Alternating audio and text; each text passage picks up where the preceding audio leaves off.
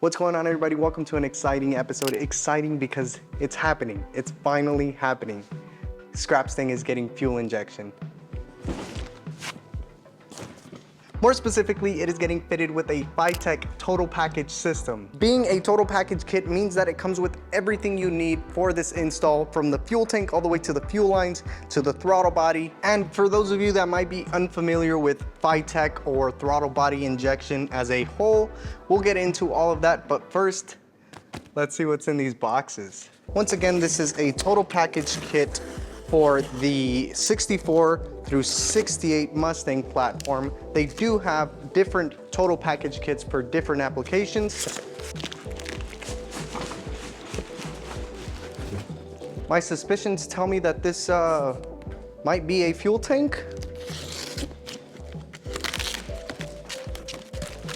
Oh yeah. All right, yes indeed, we have our EFI fuel tank right here. We'll get to these extras in a sec. So like we said, this is an EFI fuel tank, 16 gallons, and there is a couple differences from a stock style fuel tank. The stock style fuel tank will usually come with a hole right here for the fuel filler neck, but if you'll notice, we have two extras. These two extras are going to be what allows us to run that EFI system, one being for the fuel pump module and the other one for the fuel sending unit. This is a 16-gallon fuel tank with a really neat feature. If we take a look inside here, you'll notice that this port is baffled. So that means that within this tank, there is a small compartment about 4.8 liters that will hold fuel when you're doing heavy cornering to prevent fuel starvation. All right, now we could get into the fuel tank accessories.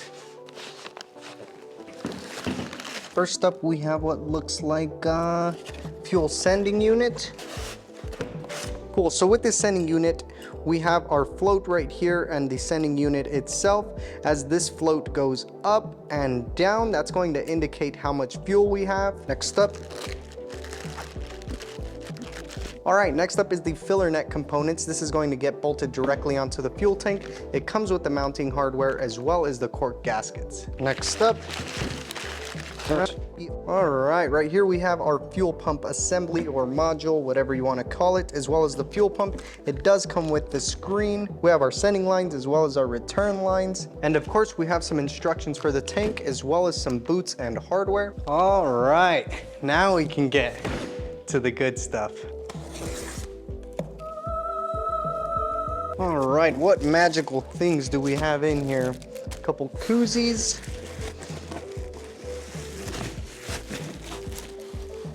Yeah, oh yeah. I'm so damn excited. Never buy a carburetor again. I like that. All right, so we're gonna start off with this white box first, which I assume is going to contain the fuel lines and fuel filter kits. All right, we got some AN fittings. Oh, a lot of AN fittings. Fuel filter, holy moly. Now that's some good quality fuel line. All right, in the white box, we have 40 feet of stainless braided hose, which is going to be our fuel line, as well as an assortment, a large assortment of AN fittings, fuel filters, as well as some end assembly tape. All right, guys, let's get into the meat and potatoes. The throttle body. This is an Easy Street Gold EFI system, which is rated up to 600 horsepower. Let's see what it looks like. Oh boy. Even through this plastic, she is pretty. Holy moly, guys. That is nice. Before we get too far ahead of ourselves, we're gonna put this to the side and look at what else is in this box. Okay, so the remaining pieces of this box, looks like we have a coolant temp sensor. We have our handheld controller right here, which is their updated version. They had an earlier model, but this one is a touchscreen and it's a bigger screen. Oh, that's pretty neat. Wiring harness, the O2 bung kit, Back to the handheld controller. This is where we are going to make all of our inputs and changes.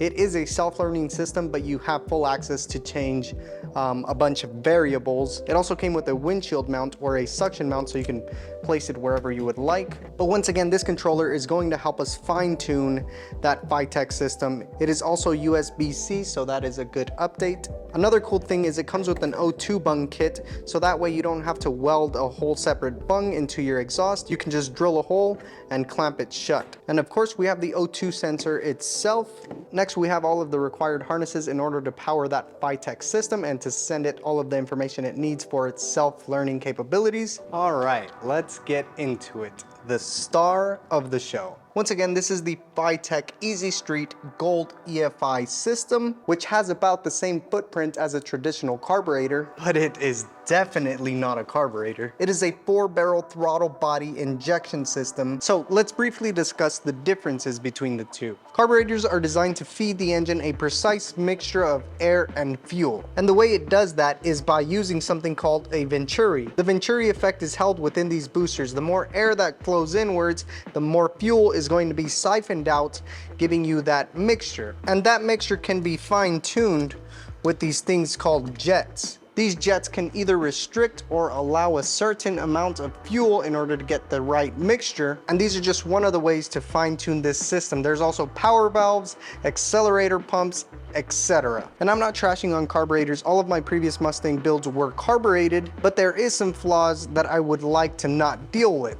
One of them being heat soak and vapor lock, which here in Arizona happens quite often because the fuel will sit in this bowl until the carburetor needs it, and it's sitting in a hot engine compartment bolted onto a hot engine. Fuel nowadays has ethanol. It will boil at a much lower temperature, creating gas pockets within your fuel lines, therefore vapor lock. Another issue I have with carburetors is they do not like altitude changes. They don't like altitude changes because these jets that we were talking about earlier are a fixed size. So say my engine was running perfect with these jets, but I set it at sea level at 70 degrees. But then I drive my car to the canyons, which has a much higher density altitude. Therefore, the air is thinner and has much less oxygen, making this run like poop. Then comes this guy. This has an internal map sensor that is used to calculate the air density, therefore letting the system know how much fuel to input. So when we go to the canyons, and that is when, not if,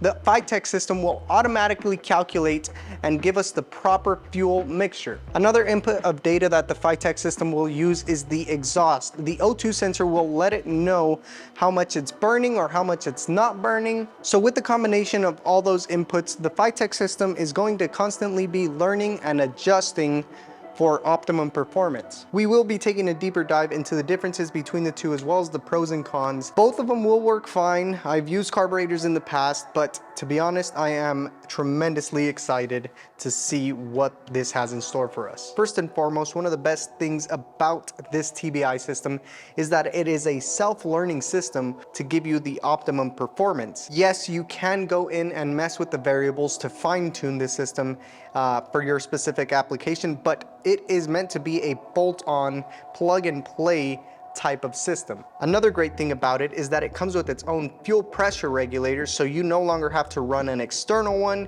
therefore making this install already much simpler. Another neat feature is if we look at the rear of the system, you have our return line as well as our feed line. So this is where fuel is coming in and this is where fuel is going out.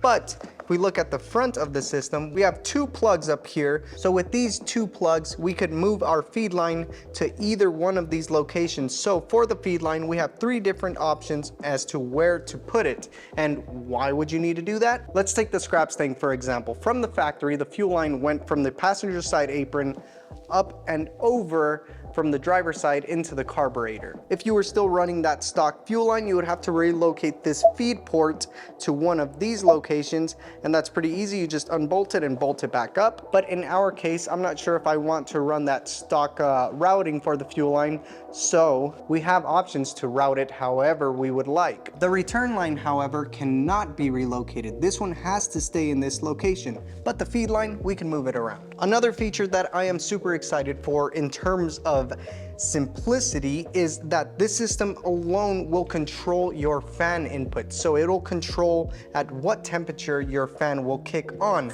simply by adjusting it in the handheld unit. How freaking cool is that? So there's no need for us to run an extra thermostat temp switch, because the FiTech system will not only monitor the temperature of the coolant, it will also engage the fan. Guys, I gotta do it.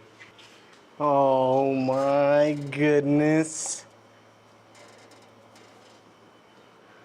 Holy cow, does that look good on there. Like our Patreon Charlie Rose said, this FiTech kit is going to be the shiniest thing on the ScrapStang. That looks so damn good on there. And the awesome thing about it is that we are literally in the middle of rewiring this car. So we can now factor in this kit into the current wiring diagram that we have made since we have redesigned how this car was wired. Also, in the previous videos, I had hinted that we were getting the FiTech system. I put this little Easter egg here, but nobody noticed. Anyway, this is going to be one hell of an upgrade for the ScrapStang.